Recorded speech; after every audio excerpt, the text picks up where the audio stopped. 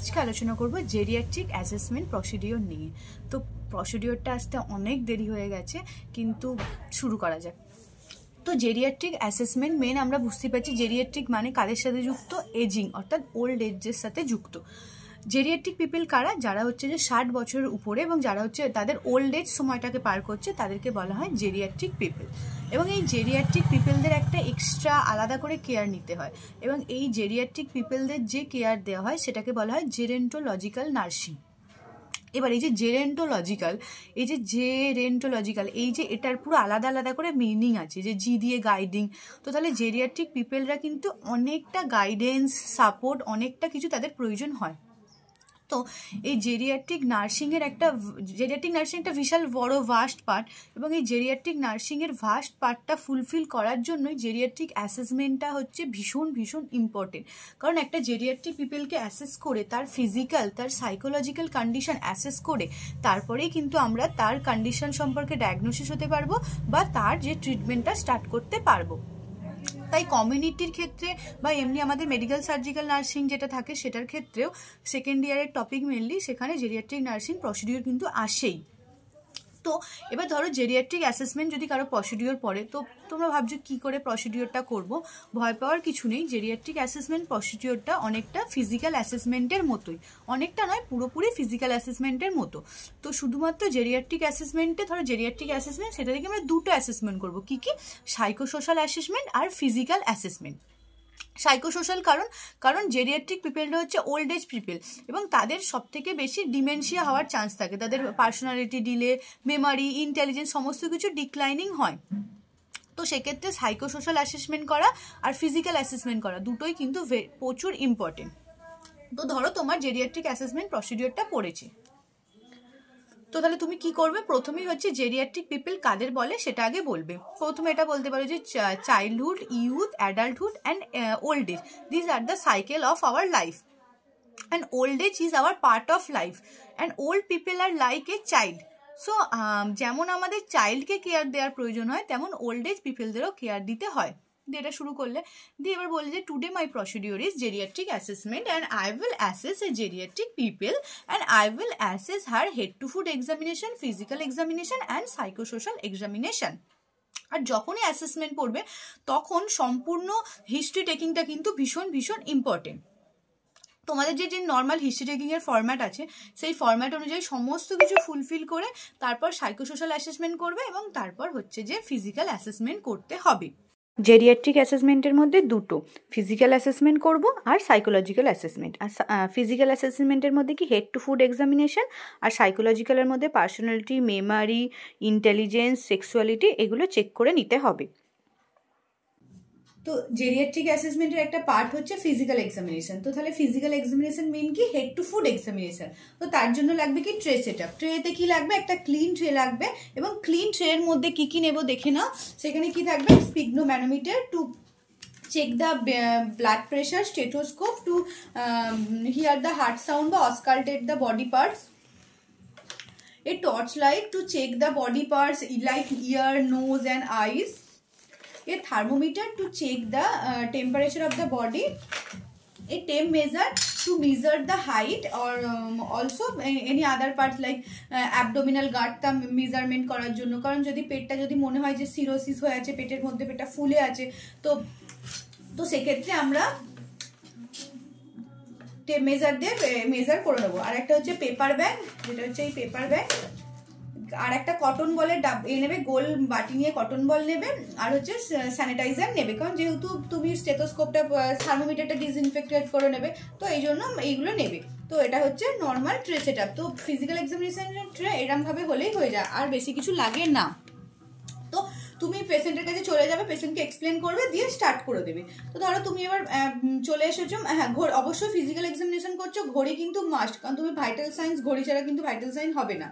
আর ঘড়িটা তোমরা তোমাদের ড্রেসের এখানে লাগিয়ে নিতে পারবে, কারণ হাতে পরা হয় না, ড্রেসের এখানে নিয়ে নেবে। আর হাতে কোনো অর্নামেন্টস মানে কোনো আংটি বা কিছু পরে থাকবে না।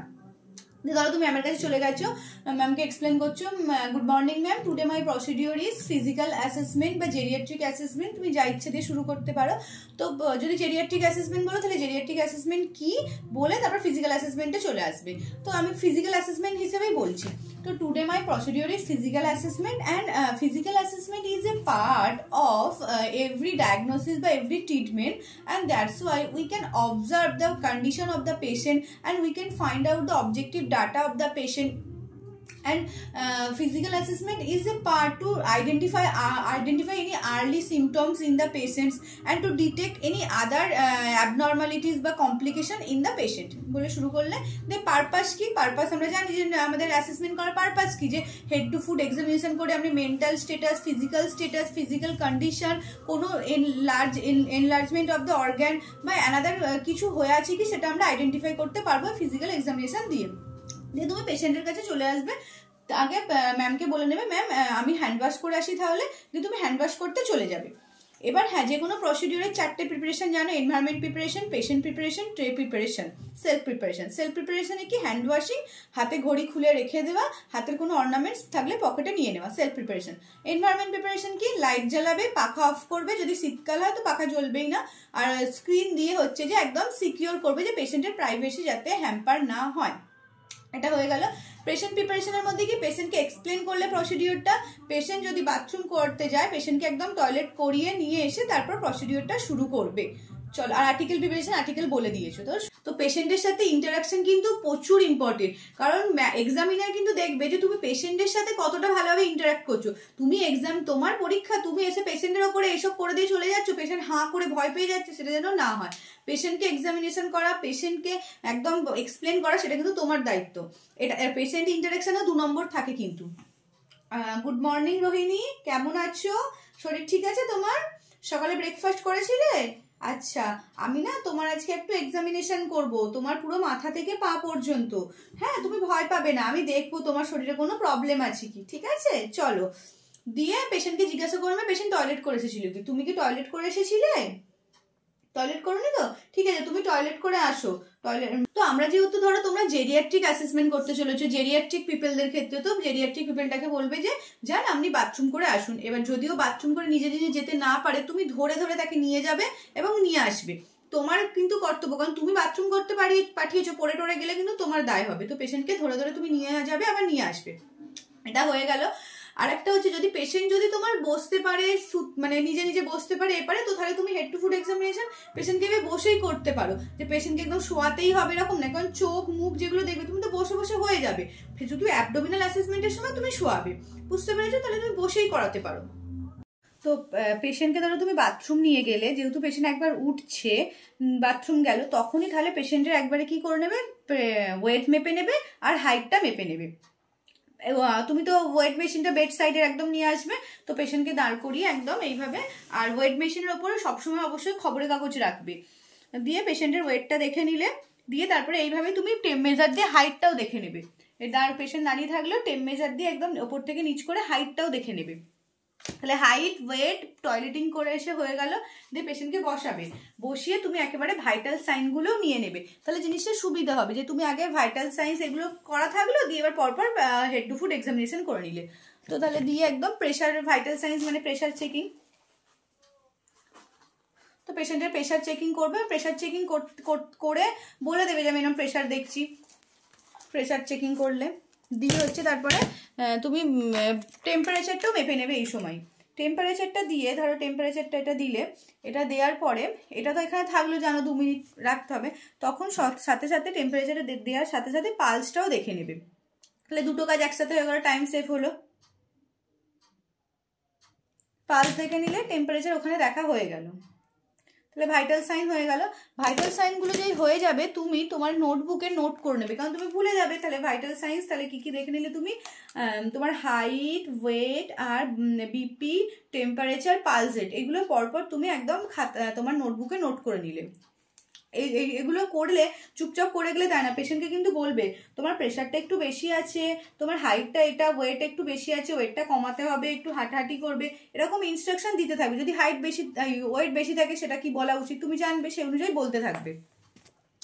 দিয়ে এবার পুরো হেড টু ফুট এক্সামিনেশনে চলে আসবে। তুমি যেহেতু জেরিয়াট্রিক পিপলের করছো, জেরিয়াট্রিক পিপলদের জানো যে কি কি জেরিয়াট্রিক পিপলদের আমরা কি জানি একদম হচ্ছে যে চেঞ্জেস হয়, যেমন হেয়ার হচ্ছে যে তোমার ব্ল্যাক হেয়ার হোয়াইট হয়ে যায়, স্ক্যাল্পে অনেক সময় অনেক ড্র্যান্ড্রফ বা ড্রাই ইচি হয়ে যায় স্ক্যাল্পটা, তো তাহলে ভালোভাবে হেয়ারটা দেখে নেবে। বা হেয়ার ফল হয়ে যায়, তো হেয়ারটা দেখলে হেয়ারটা পরিষ্কার না কি আছে সেটা ভালোভাবে দেখে নিলে, যেটা হোয়াইট হেয়ার হয়েছে কি গ্রে হেয়ার হয়েছে কি দেখলে, দিয়ে ফোরহেড দেখলে, দিয়ে এবার হচ্ছে যে চোখটা দেখবে। চোখে সব থেকে কি হয় বলো তো, হেয়ার এই যে আইব্রো হেয়ার গুলো ঝরে যায়, রিঙ্কেল হয়ে যায়, কখনো কখনো আবার ইডেমেটাস হয়ে যায়, আইয়ের এই যে আই এটা পুরো ইডেমেটাস হয়ে যায়। তাহলে আইগুলো দেখলে, আই বলটা দেখলে, তার থেকে বড় কথা সব থেকে বয়স্কদের যেটা হয়, এজেড পার্সনদের চোখে ছানি হতে পারে, কারণ ক্যাটারাক্ট যেটাকে বলা হয় বা বাংলায় যেটাকে ছানি, তো ছানি পড়তে পারে। তাহলে চোখে দেখে নিলে যে চোখে ছানি পড়ে আছে কি, একটা চোখ বন্ধ করে দেখতে পাচ্ছে কি, এই চোখটা বন্ধ করে দেখছে কি, এই চোখটা বন্ধ করে দেখতে পাচ্ছে কি স্পষ্ট, সে সমস্ত কিছু দেখে নেবে। চোখে এটা নিচে টেনে রক্ত অ্যানিমিয়া দেখবে, ওপর দিকে তুলে, ওপরটা তুলে নিচটা তাকাতে বলবে, নিচের দিকে তাকাও, উপর দিকে তাকাও, দিয়ে অ্যানিমিয়া জন্ডিস দেখে নেবে। দিয়ে হচ্ছে আই দেখবে, আইটা চোখের এবার এগুলো কি দেখবে, এইভাবে দেবে, দিয়ে লাইটটা জ্বাললে, দিয়ে বাইরে থেকে এই ফোকাস করলে চোখটা কিরকম হচ্ছে দেখবে, দিয়ে আবার সেম এই করে রিফ্লেক্সটা ঠিক আছে কি দেখার জন্য এরকম ভাবে দেখে নিলে চোখটা। ইডেমেটাস বা রেডনেস আছে কি, কনজাংটিভাতে কোনো প্রবলেম আছে কি, সব থেকে বড় কথা ক্যাটারাক্ট আছে কি দেখবে। দিয়ে এবার মুখেও কোনো পাফিনেস বা ইডেমা হয়ে আছে কি, বা রিঙ্কেলস তো পড়বে, কারণ এজেড পার্সন যেহেতু তুমি জেরিয়াট্রিক পিপলদের করছো, তো এইগুলো দেখে নিলে। তারপরে মুখের মধ্যে কি দেখবে, যে হাঁ করে দেখবে যে দাঁতগুলো বেশিরভাগ পড়ে গেছে, কারণ বয়স্ক মানুষের দাঁত পড়ে যায়। জিভটা কিরকম আছে দেখবে, জিভ ড্রাই আছে না কি আছে দেখবে, বা গালের মধ্যে কোনো ঘা আছে কি, বা খৈনি খায় বা কোনো হিস্ট্রি আছে কি, বা প্যাচেস হয়ে আছে কি, সেই সমস্ত কিছু দেখবে। নাকটাও এইভাবে দেখে নেবে, লাইট মেরেও দেখতে পারো নাকে, নাকের হেয়ার গুলো আছে কোনো ডিসচার্জ আছে কি, ইয়ার থেকে ইয়ার পরিষ্কার আছে কি, সব ইয়ারে দুটো কানেই প্রপার শুনতে পায় কি জিজ্ঞাসা করে নেবে, বা কোনো রকম কোনো সাউন্ড করে করে দেখবে যে দুটো কানেই শুনতে পাচ্ছে কি। দিয়ে হচ্ছে এবার গ্ল্যান্ড গুলো এইভাবে মাসাজ করে করে গ্ল্যান্ড দেখবে যে কোনো রকম কোনো গ্ল্যান্ড এনলার্জ আছে কি, থাইরয়েড গ্ল্যান্ড বা কোনো গ্ল্যান্ড এনলার্জ আছে কি, এভাবে স্পষ্টভাবে দেখে নেবে। ঠিক আছে, দেখার পরে যদি কোনো ফিমেল জেরিয়াট্রিক পিপল হয়, মানে ফিমেল এজেড পার্সন হয়, তাহলে তো অবশ্যই ব্রেস্ট সেলফ এক্সামিনেশন করতে হবে। আর যদি মেল হয় তো তাহলে ব্রেস্ট সেলফ এক্সামিনেশন লাগবে না, তো সেক্ষেত্রে কি করবে, অসকালটেশন করে নিতে হবে। আর এদের ক্ষেত্রে মানে জেরিয়াট্রিক পিপলদের ক্ষেত্রে লাং সাউন্ড শোনা কিন্তু ভীষণ ইম্পর্টেন্ট, কারণ আমরা জানি জেরিয়াট্রিক পিপলদের এজিং প্রসেসে কি হয়, লাংসের ক্যাপাসিটি কমে যায়।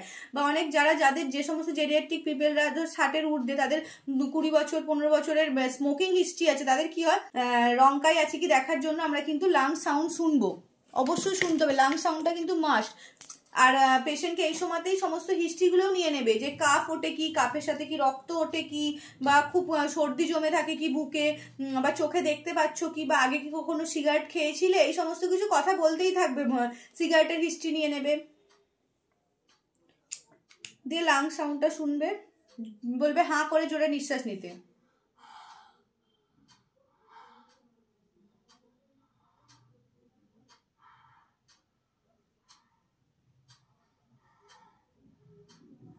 পিঠেও দেখবে সেম ভাবে।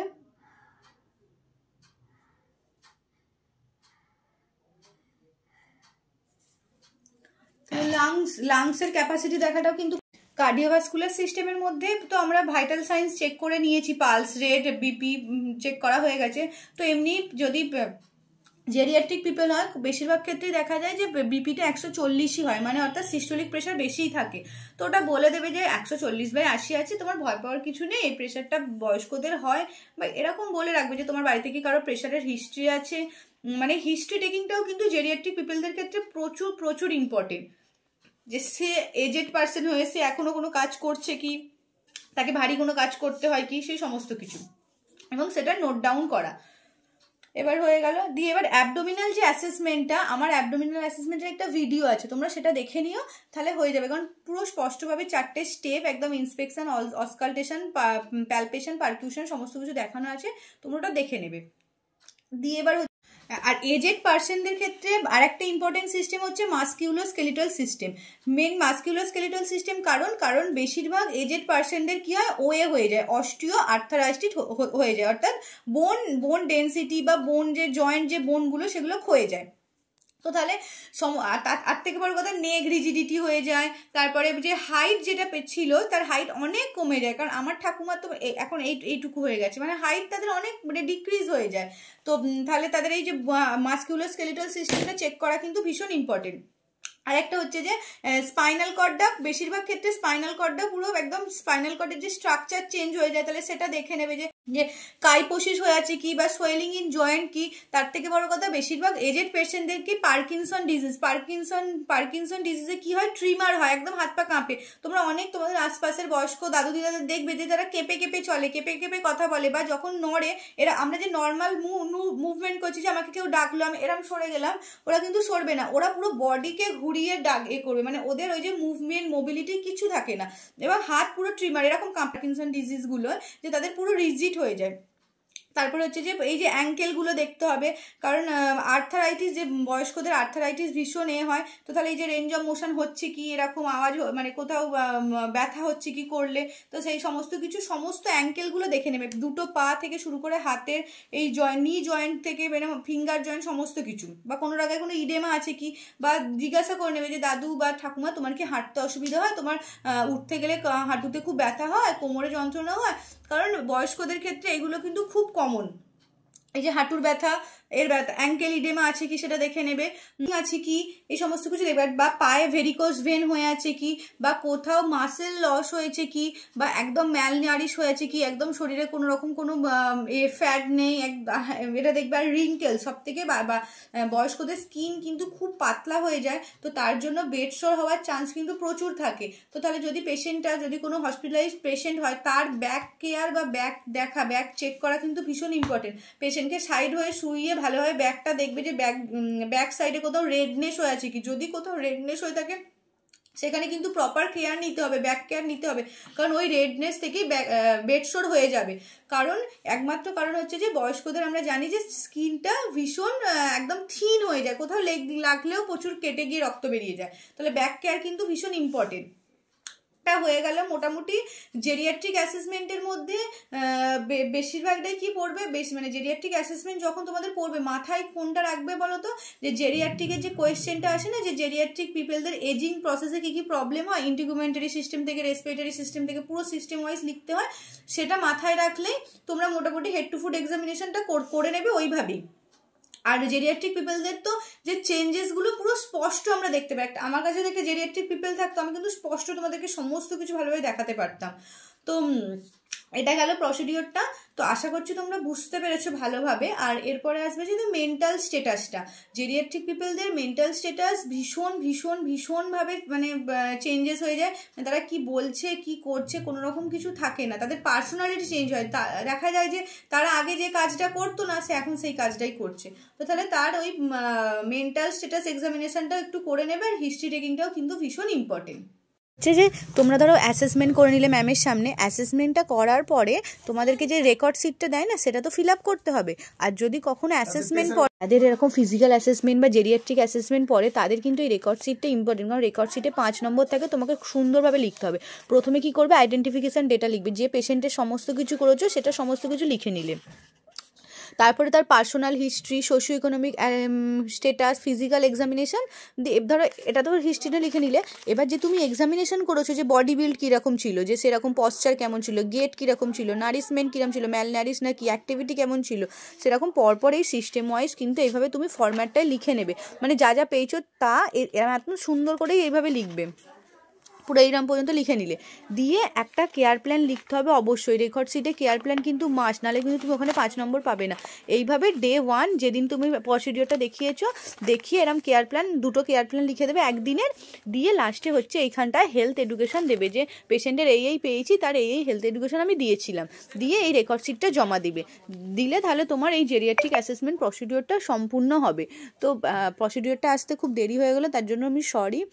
আর যদি তোমাদের এরকম ভিডিও পছন্দ হয় তো আমাকে অবশ্যই জানিও, কমেন্টে জানিও। Thank you.